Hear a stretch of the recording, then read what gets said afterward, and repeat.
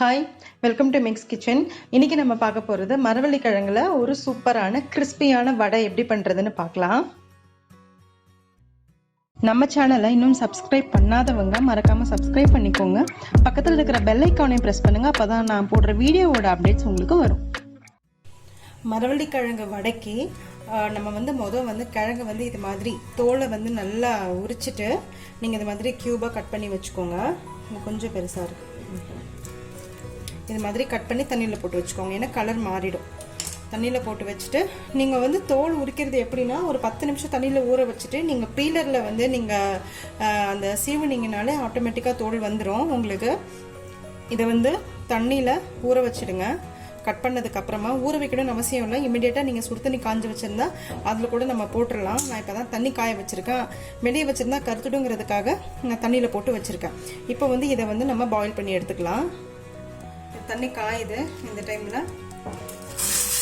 இதை வேக வச்சுக்கலாம். நம்ம மூழ்கிற அளவு தண்ணி வச்சு ஒரு 10 நிமிஷம் கிழங்கு நல்லா வேகிற முடிய நம்ம வேக வச்சுக்கலாம். இதை அதுக்கு நடுவில் நம்ம வெங்காயம், பச்சை மிளகாய், இஞ்சி, கருவேப்பிலை, கொத்தமல்லி இது எல்லாத்தையுமே நறுக்கி எடுத்து வச்சுக்கலாம். ஃபர்ஸ்ட் இது நல்லா வேகட்டும். பாருங்கள், இது நல்லா குத்தி பாருங்க. நீங்கள் பாருங்க, கிழங்கு நல்லா வெந்துடுச்சு. இந்த டைமில் ஆஃப் பண்ணிவிட்டு இதை வடிகட்டிக்கலாம். இது மாதிரி வடிகட்டி வச்சுக்கலாம். இது நல்லா ஆறட்டும். இது நல்லா புகை வருது இல்லையா, இப்போ மிக்சியில் போட முடியாது, ரொம்ப கூழ் மாதிரி ஆகிடும். இப்போ நீங்கள் போட்டிங்கன்னா இன்னொன்று சூடாகவும் போடவும் கூடாது. மிக்சியோட லைஃப் போயிடும்.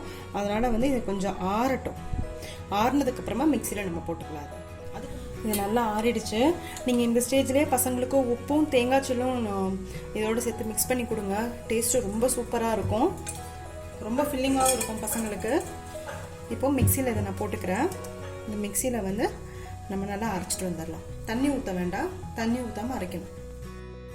இதை அரைச்சிட்டு எடுத்துகிட்டு வந்தாச்சு. இப்போ பாருங்க கொஞ்சம் இது இப்படி பிசு பிசுன்னு தான் இருக்கும், பட் பயப்பட வேண்டாம். இது இப்படி தான் இதோட டெக்ஸ்டரு. இப்போ கட் பண்ணி வச்சா ஆனியன் சேர்த்துக்கோங்க. அப்புறம் தேங்காய் பல் குட்டி குட்டியாக கட் பண்ணி வச்சுருக்கேன். பச்சை மிளகாய், இஞ்சி, கருவேப்பிலை, கொத்தமல்லி. ஸோ வெங்காயம், பச்சை மிளகாய், இஞ்சி, கருவேப்பிலை, கொத்தமல்லி ப்ளஸ் தேங்காய் குட்டி குட்டியாக நறுக்கி போட்டு. தேங்காய் இதுக்கு ரொம்ப சூப்பரான டேஸ்ட் கொடுக்கும். மறக்காமல் ஆட் பண்ணி பாருங்கள். அப்புறம் கொஞ்சமாக கிறிஸ்பினஸ்க்காக அரிசி மாவு. அடுத்து உப்பு, தூளுப்பு போட்டுட்டு தண்ணியை கையில் நினச்சிக்கோங்க. கையை தண்ணியில் நினச்சிக்கிட்டு இந்த மாதிரி பிசைங்க. அப்போ உங்களுக்கு நல்ல பிசைய வரும். ஒவ்வொரு பிசையும் போதும் தண்ணியில் லைட்டாக கையில் நினச்சிக்கோங்க. நான் எண்ணெய் காய வச்சுட்டேன். இதை மிக்ஸ் பண்ணி வச்சாச்சு. நம்ம உளுந்த வடைக்கு எப்படி பண்ணுவோம், இந்த மாதிரி ஒரு பாத்திரத்தில் தண்ணியை நல்லா டிப் பண்ணிக்கோங்க. கையை நல்லா டிப் பண்ணிவிட்டு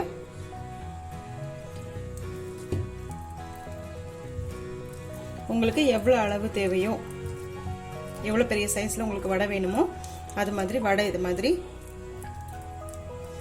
அழகாக உருட்டி உருட்டி வச்சு நீங்கள் தட்டி போடலாம். இது மாதிரி சன்னமாக தட்டிக்கோங்க. சன்னமாக தட்டிட்டு அப்படியே எண்ணெயில் போட்டுடலாம்.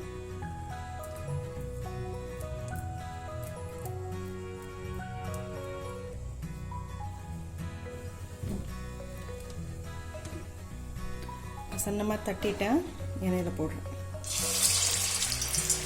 மீடியம் ஃப்ளேமில் வச்சுப்போம். இதே மாதிரி எல்லா வடையும் போட்டுக்கணும். நல்ல கோல்டன் கலரில் வெந்துடுச்சு. இப்போ இதை எடுத்துடலாம். பட் நீங்கள் அந்த மாவு அரைக்கும் போது கண்டிப்பாக மாவு பிசு பிசுன்னு தான் இருக்கும், கொஞ்சம் ஸ்டிக்கியாக இருக்கும். நீங்கள் அதை நினச்சி ஒன்றும் ஒரி பண்ணிக்க வேணாம். பிசையும் போது வெங்காயம், பச்சை மிளகாய் அதெல்லாம் போட்டு பிசையும் போது லைட்டாக தண்ணி உங்கள் கையில் நினச்சிக்கிட்டு நீங்கள் பிசைங்க. ரொம்ப நல்லாவே வரும் வடை. நான் 1/2 kg அந்த குச்சிக்கிழங்கு, ஆழ்வள்ளி கிழங்கு எடுத்தேன். அதுக்கு பார்த்தீங்கன்னா எனக்கு ஒரு 20 வடை கிடச்சிருக்கு. எவ்வளோ சூப்பராக வந்திருக்கு பாருங்கள். நான் வைக்கும்போது உங்களுக்கே தெரியும் எவ்வளோ கிறிஸ்பினஸாக அந்த கரகரான சவுண்டோடு வருதுன்னு. நல்லா இருக்கும். ட்ரை பண்ணி பாருங்கள் கண்டிப்பாக. அவ்வளோதான், நம்மளோட ஆழ்வள்ளி கிழங்கு, மரவள்ளி கிழங்கு வடை ரெடி. எண்ணெயும் அவ்வளவா எடுத்துக்கல.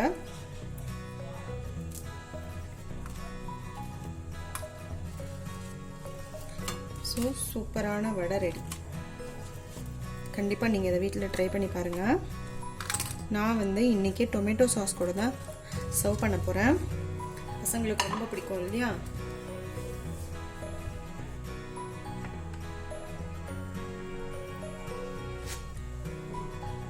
சாப்பிட யம்மியான கிறிஸ்பியான வடை ரெடி. நீங்கள் இதில் தேங்காய் மறக்காமல் போடுங்க.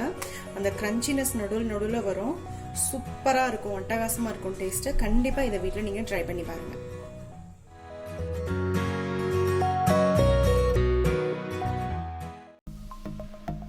சப்ஸ்கிரைப் பண்ணுங்கள், மறக்காமல் பெல் ஐக்கானை ப்ரெஸ் பண்ணுங்கள். அப்போ தான் நான் போடுற வீடியோஸோட அப்டேட்ஸ் உங்களுக்கு வரும். லைக் பண்ணுங்கள், கமெண்ட் பண்ணுங்கள், ஃப்ரெண்ட்ஸோடு ஷேர் பண்ணுங்கள். தேங்க்யூ.